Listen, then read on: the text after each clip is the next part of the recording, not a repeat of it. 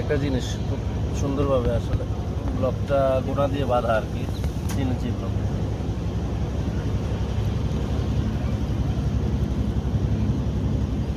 আপনারা 3 ইঞ্চি ব্লকগুলো ঠিক এভাবেই আপনারা বানানোর চেষ্টা করবেন, তাহলে এগুলো ডিসপ্লেস হবে না। দেখেন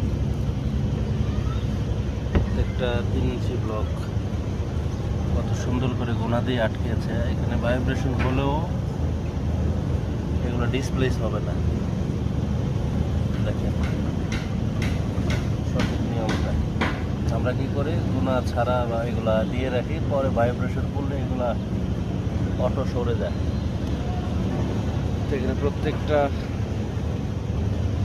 ব্লক খুব সুন্দর করে গোনা দিয়ে বাঁধা আছে রডের সাথে, তো এগুলো সহজেই ডিসপ্লেস হবে।